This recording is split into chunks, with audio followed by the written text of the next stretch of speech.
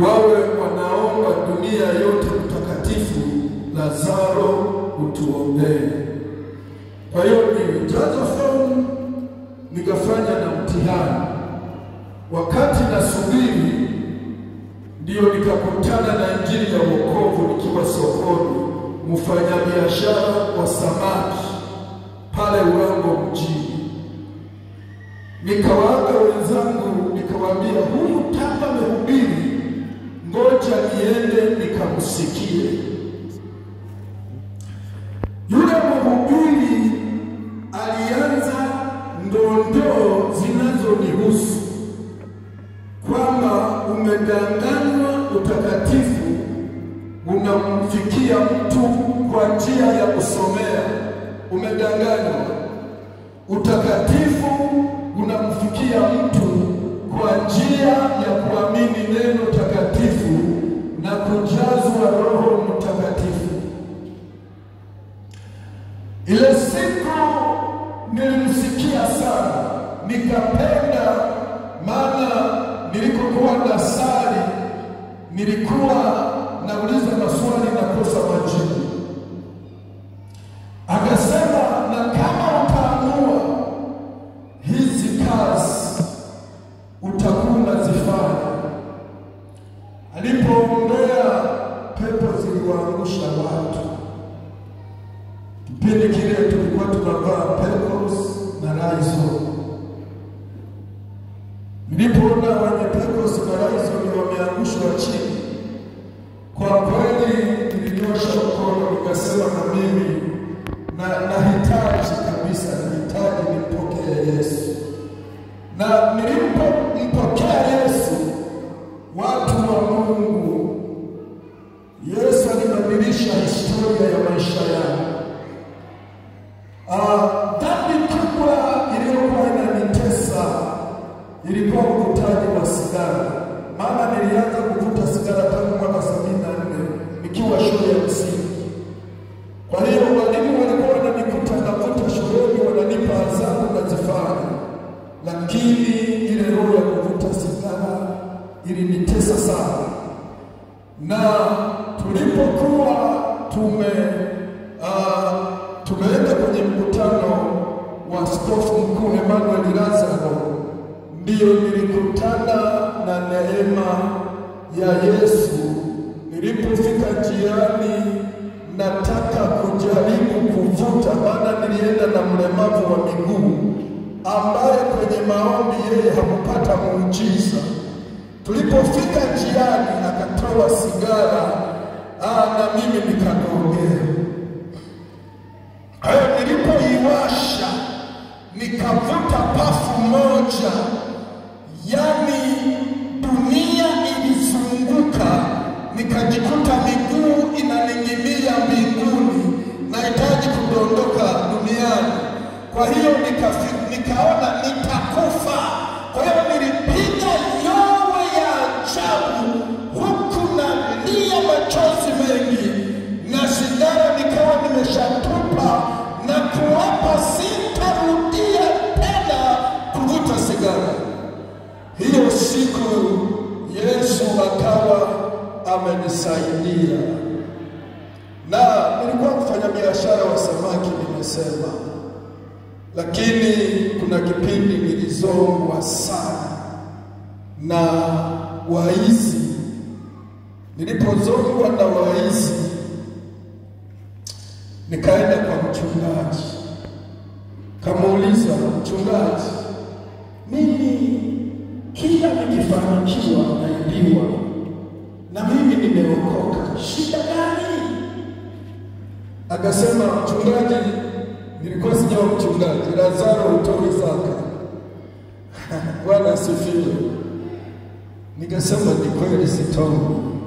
Kwani wanatoaje? Nilikuwa sitoi kwa sababu nilikuwa sijui. Nikauliza, wanatoaje? Akasema, unatoa 1/10 ya kipato ulichokipata. Nikaenda ziwani Kigoma, nikapata mapato. Enzi zile kulikuwa na wizi mwingi pale Kigoma. Wakati wa kupanda treni nikasema naiweka mkononi, niona atakaye nipokonya sasa mkononi. Lakini jinsi nilivyoingia kwenye treni, sijui jinsi nilivyoziacha na jinsi zilivyopotea. Nikaenda kwa mchungaji, nikamwambia mchungaji, niliandaa zaka kabisa na nikaacha kuweka mfukoni, maana nje hizo walikuwa wanachana sijui na wembe sijui kitu gani, unashtukia hela hazipo. Sasa nikamwambia mchungaji akasema endelea kumwomba Mungu. Nikaenda nikafanikiwa, nikaleta nikatoa. Lakini niko kwenye mkesha, wakaja wakaniibia nguo zote, nikabaki na nguo nilizokuwa nazo mkeshani. Nikasema huyu Mungu yukoje, mbona ameshindwa kulinda nguo zangu? Mimi niko kwenye mkesha halafu wananiibia, inakuaje? Akasema Lazaro, muombe Mungu atakuonekania. Kwa kweli nilifunga na kuomba sana. Nilipofunga na kuomba, Mungu akaniambia, wewe unasumbuka na mambo ambayo sijakuitia. Na kipindi hicho nina kigugumizi ambacho si cha kawaida. Kwa hiyo mchungaji nilipomwambia yale maono niliyoyaona, akaniambia umeitwa na Mungu. Nikasema taitwaje na Mungu? Sijui hata kuzungumza. Nikitaka kuzungumza mpaka napiga mara 2 chini ndio neno linatoka. Akasema Mungu amekuita wewe. Nikasema itakuwaje? Akaniandika moja kwa moja China kwenda chuo cha Biblia. Sasa siku ile ninatii sauti ya kwenda chuo cha Biblia. Mungu alisema na mimi mara ya pili. Mara ya kwanza Mungu aliniambia, kuanzia leo hutasikia mambo ya duniani, utasikia mambo yanayotoka mbinguni. Yesu asifiwe. Ile siku nakata tiketi, ilikuwa shilingi 20 tiketi kutoka Urambo kwenda Dodoma. Wakati nimekata, Mungu akasema na mimi, Lazaro, kuanzia leo hutasikia mambo ya duniani. Nikasema mbona hili jambo nimekuja tena? Nikafikiri ni Mahuna ameniambia. Nikaenda kumuuliza, Mahuna, umeniita? Hapana. Nikakumbuka ni sauti iliyokuja mara ya pili. Yesu asifiwe. Nikatii, nilienda chuo cha Biblia na shati 2 na suruali moja. Dodoma kwenye kanisa la Muhinda nikakuta utoaji, nikatoa shati moja. Nikabaki na hizo nilizovaa tu. Nikafika chuo cha Biblia, hatuna hata senti 50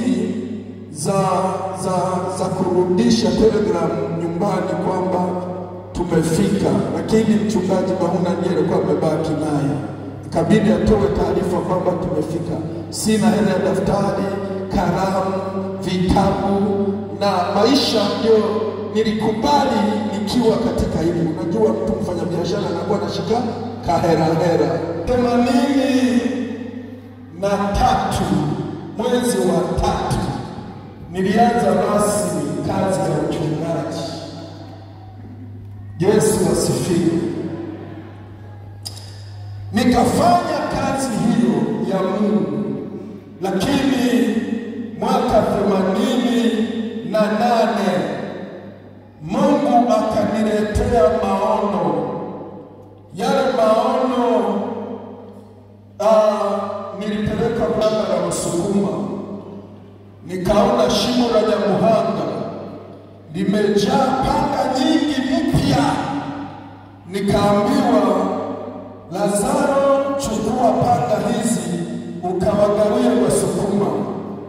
nikasema hapana, Wasukuma, kuna Msukuma mwenyeji wa shamba hili, nitaenda nimkabidhi panga hizi ili aende kuwagawia. Yesu asifiwe. Sauti ikatoka